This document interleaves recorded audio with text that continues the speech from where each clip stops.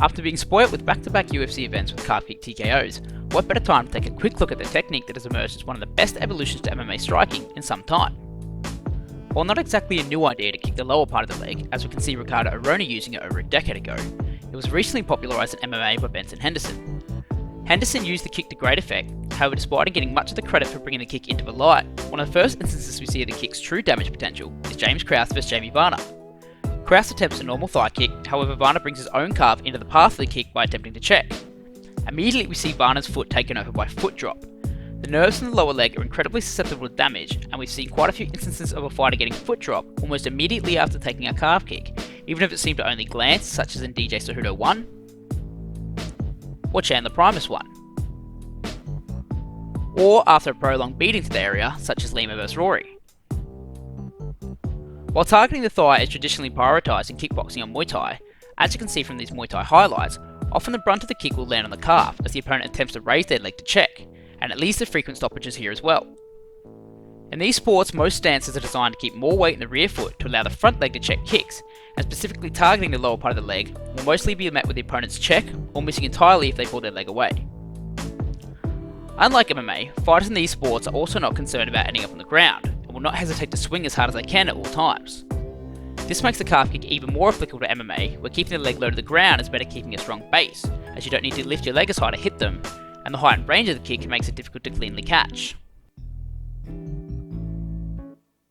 Checking in MMA is taught and practiced. The nature of checking is different due to the inability to lean back on the rear foot and freely manipulate the lead leg. There is an emphasis on keeping the foot closer to the ground and turning the shin outwards into the kick and maintaining a good base.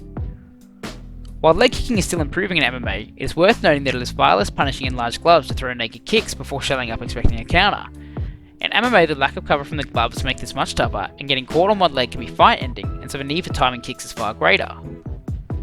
Taking advantage of the fact that your opponent's lead leg is the first thing to enter in live range can be fantastic in MMA due to the heavier front-footed stance stemming from the inherent need to wrestle, and the in-and-out fighting style high-level MMA has evolved into, as well as stylistic impacts such as Wonderboy's long karate stance or Holloway's voluminous forward marching jab. This sees easy yet effective openings for the calf kick that can be used as a range counter. Timing the low kick on a forward-moving opponent was a major part of Volkanovski's success over Holloway in their fight. He used it to interrupt Max's constant forward momentum by never allowing him to build a steady pace and to be constantly lifting his legs or retreating backwards. And while a powerful technique, it, like any other technique, is not immune to a good counter. Here Gilbert Melendez counters Henderson's calf kick by anticipating the strike and moving forward twice to close the distance on the arc of the kick, once behind a pouring jab, and second with a stepping right. And here we can see very Dutch-style kicker Jared Heyman punished with similar counters repeatedly.